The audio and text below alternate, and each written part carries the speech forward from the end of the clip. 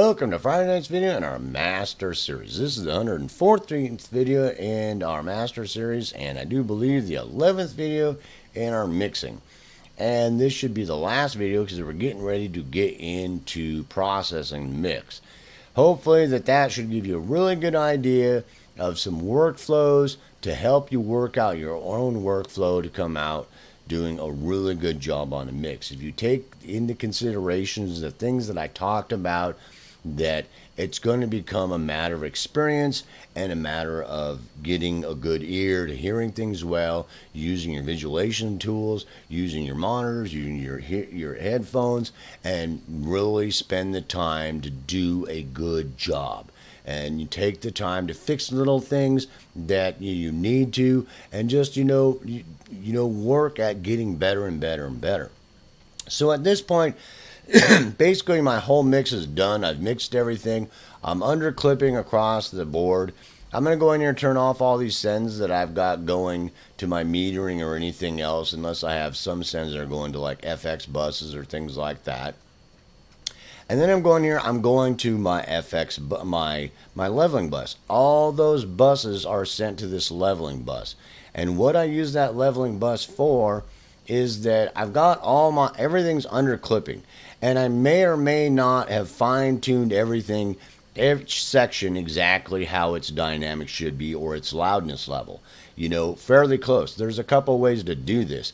That first of all, you can really spend the time that each different section is done to where its level is basically set, and from section to section. Sometimes I do, sometimes I don't worry about it, depending on what I'm trying to do.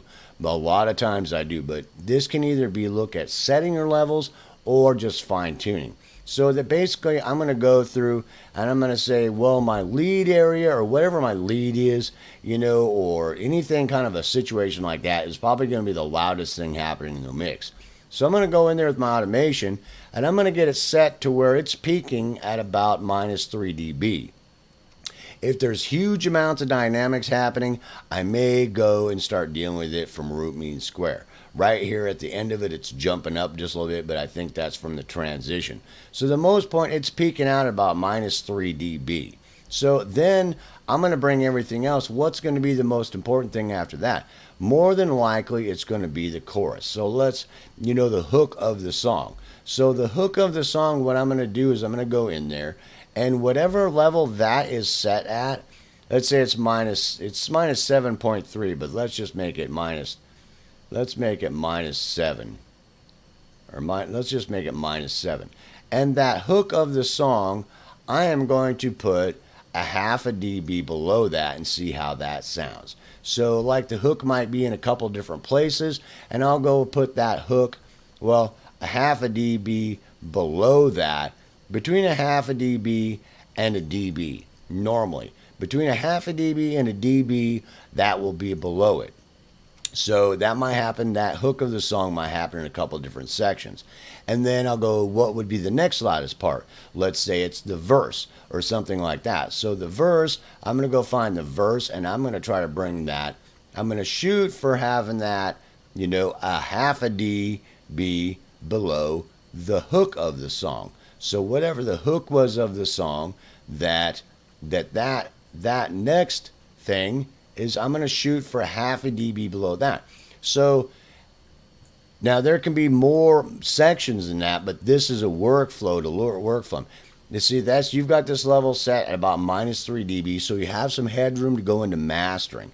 Now, at the end, when you send it to a mastering engineer, you might bring it down to -6 dB, the whole mix, if you want. So you could take and highlight all these after you get done and bring them all down another 3 dB approximately.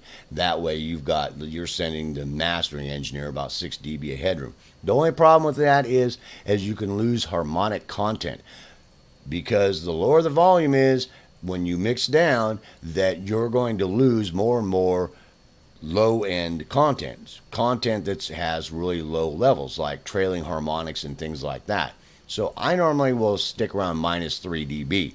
And unless the mastering engineer calls and has a fit, which normally is me, and I know I'm not going to have a fit, and I'll work like that. So I've got the lead section, and I've set its level about -3 dB, and then I'm going to go to those different sections and set them about a half a dB less than I have that setting. Now, that hook of the song is set a half a dB less, and then I go to, let's say, the in sections. What sections do I need to be lower than what? All the way through there. But I figure that out, and then I drop them about a half a dB less than what would be the lead section. The lead section, and then the hook of the song, like say it's the chorus or something, would be a half a dB below that, and then whatever else would be, let's say like you've got the bridge. The bridge might be a half a dB below that, and that might be the same as the verse.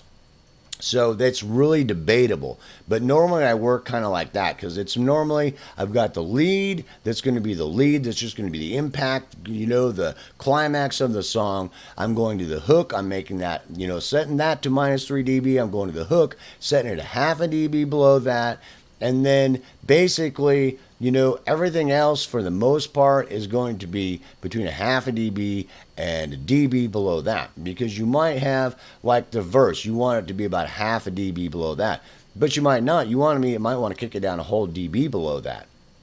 But normally about a half a dB. So you might have some sections that might be the same as this, and you might even have an intro that's might even be 2 or 3 dB below that, depending on how you want the impact to happen to the listener.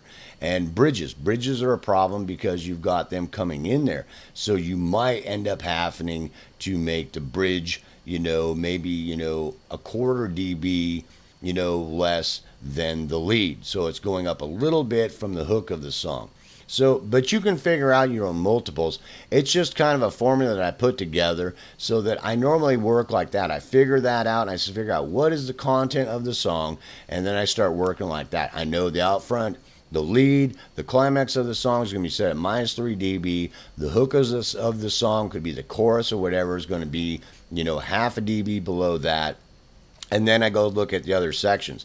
Normally I want the verse to be right underneath a half a dB below that hook. Does that make sense? So that would be the climax of the song, the hook of the song, and the normal verse of the song. And anything else that's going on is going to fall somewhere in between there. Does that make sense? And sometimes you'll even have a break or something that you might kick up to the same loudness as the climax of the song because it's in the middle here. So it might be, just for this break, bam, bam, bam, bam, before it goes into the chorus, you kind of have to work that out yourself, because you don't want a whole lot of dB difference between the whole song, but you want some dynamic difference for impact. Does that make sense? So whatever you decide is going to be a personal taste.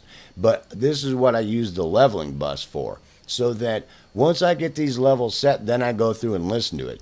And then I'm listening to it, and I've listened to the whole mix, and I'm pretty happy with it. And then I might go in here and I go, well, right here where this, in the climax of the song, right there, that could be a little bit louder. Or who knows, maybe right at the end of it. Right at the end of it right here, it could be a little bit louder. It's like right there, it could be a little bit louder at that climax. Does that make sense? Where all this other stuff would be down below it. Does that make sense? But just bam, bam, bam. So, you might push it a little bit, above that -3 dB mark. Does that make sense? It might go another half a dB up there or something. You start fussing around, and you get in here. This is the the chorus, and that might be going up or just a little bit down here or whatever. Fine tuning, going through and find things that need to be come down a little bit or maybe up a little bit or whatever, and really listen to it and fine tune it from your leveling meter. Now, when you get done with this and you've done this, starting with the climax of the song, going to the hook, and then work out your levels for the rest of them, figuring out what those are going to be, that at that point, that basically you're done. That you should be done basically with your mix. There's not really anything else to deal with, and you fine-tuned all the dynamics of the mix. Anything that didn't really get caught when you're mixing gets caught on this leveling bus, You've set your levels good to where you're maxing out at approximately minus 3 dB, somewhere in there, within, a half a dB or a dB of minus 3 dB, somewhere rolling around there for the most part, staying under clipping, and you're pretty good to go. Now, you can always go in there when you get done, and it's going a little bit loud now, so you might go in there and drop it down another dB or a couple dB or even up to 3 dB. I don't know, depending on how much headroom you really think you need. I mean, at most, maybe sometimes I'll go in there and I have to kick it down another dB because I might have got a little happy during the impact, the climax of the song or something like that, and be done. You should be done. At this point that you've got all your routing done, everything's done, everything's mixed. All of these things here can get turned off on your inserts, and you can even get rid of these buses if you want. At this point, you can just remove those buses that you were using for metering. Get rid of anything you're not using. Clean up your session. Go through there, any crap that you weren't using on there, on any of these that you weren't using that aren't lit up, get rid of them. Get rid of anything on there that isn't needed. You don't need that stuff. It's done. You've basically got the mix done. Now, there's another way to look at it when we go into processing that you may decide to go back and fix on there, so you might want to leave that stuff on there until you get done with processing for any other work you might be doing.